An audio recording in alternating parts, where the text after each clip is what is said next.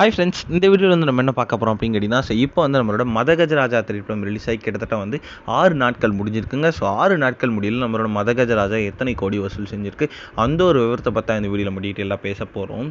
So Tamil சினிமாவில் முன்னணி ஹீரோவாக இருக்கிறதா நம்மளோட விஷால். ஸோ இப்போ வந்து அவரோட நடிப்பில் 13 வருடங்களுக்கு முன் ரிலீஸ் ஆக வேண்டிய திரைப்படம் வந்து சில பல காரணங்களாக ரிலீஸ் ஆகாமே இருந்து இப்போ வந்து ஒரேடியாக வந்து நம்மளோட மதகஜராஜா வந்து ரிலீஸ் ஆகி ரசிகர் வந்து மாபெரும் ஒரு வெற்றி திரைப்படமாக அறிவிக்கப்பட்டிருக்கு.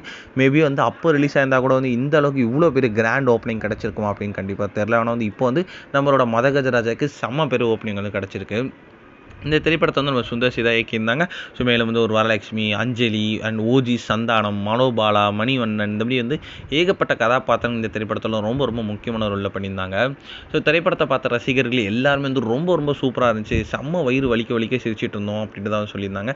அந்தளவுக்கு வந்து சந்தானத்தோட காமெடி வந்து ரொம்ப ரொம்ப இந்த சூப்பராக இருந்துச்சு இந்த திரைப்படத்தில். ஸோ இப்போ வந்து நம்மளோட மதகஜராஜா திரைப்படம் ரிலீஸ் ஆகி கிட்டத்தட்ட வந்து 6 நாட்கள் முடிஞ்சிருக்குங்க. ஸோ 6 நாட்கள் முடியல உலகளவில் வந்து கிட்டத்தட்ட 35 கோடி வரைக்கும் வந்து கலெக்ட் பண்ணியிருக்கு அப்படின்றது இப்போ தான் அஃபிஷியலாக நியூஸ் வந்திருக்கு.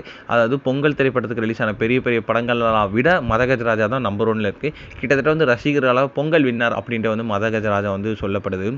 இந்த ஒரு விஷயம் வந்து இப்போ வந்து